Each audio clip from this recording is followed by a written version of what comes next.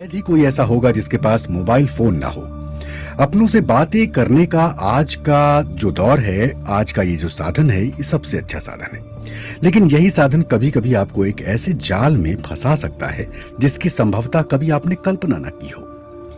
तो हम आज आपको ऐसी ही एक कहानी सुनाने जा रहे हैं और ये कहानी सिर्फ एक की नहीं बल्कि ऐसे सैकड़ों लोगों की है जिन्होंने एक ऐप के जरिए बेहद आसानी से छोटा मोटा लोन तो ले लिया, लेकिन चुका ना पाने की स्थिति में या देरी होने की स्थिति में वसूली एजेंटों के ऐसे जाल में फंस गए जिससे निकलना बेहद मुश्किल रहा।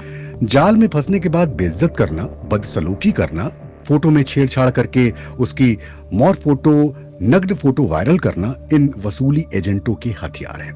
तो सबसे पहले सुनिए ये आवाज जो इस जाल में फंसी थी। ये है भूमि।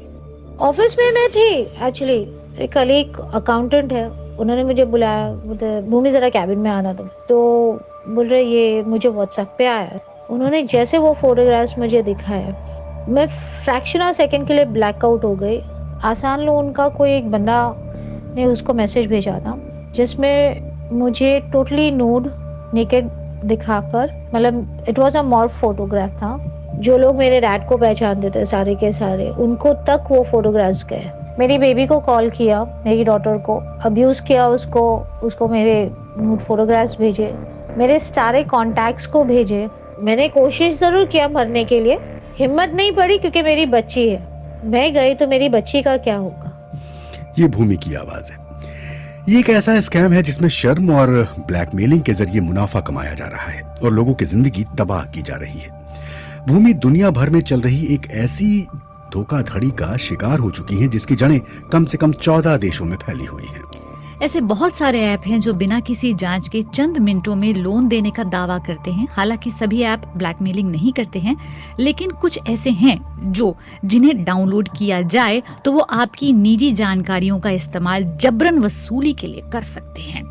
इनका बिजनेस मॉडल क्रूरता भरा मगर बेहद साधारण है। स्कैम के चलते अब तक कम से कम 60 भारतीय खुदकुशी कर चुके हैं। बीबीसी ने खुफिया पड़ताल में भारत और चीन में इस खतरनाक धोखाधड़ी से फायदा उठाने वाले लोगों का पर्दाफाश किया है।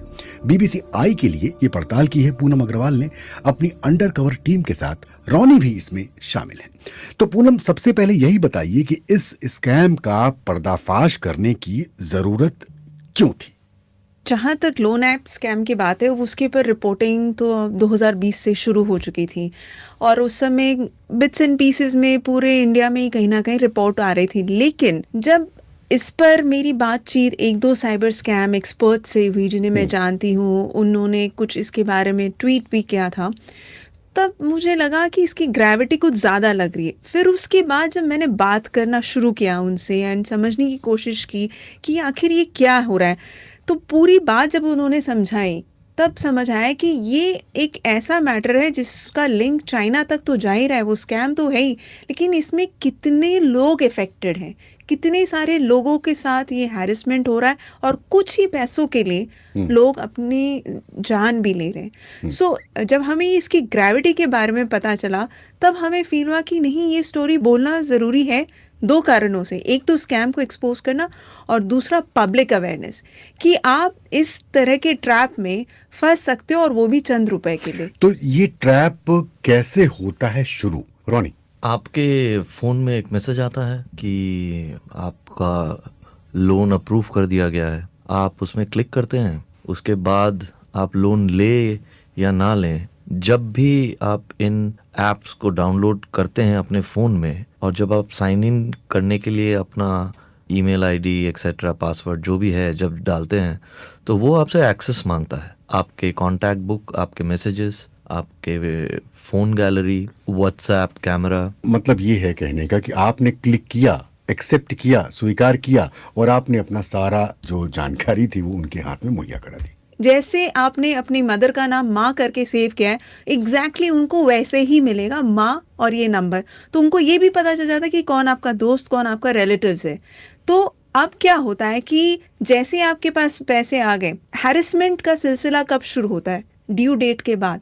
पहले तो वो पोलाइट कॉल्स करेंगे कि आप लोन का रीपेमेंट कर दीजिए, फिर भी नहीं मानेंगे आप तो थोड़े स्टर्न कॉल्स आएंगे। उनके भी डिफरेंट डिफरेंट स्टेजेस होते हैं।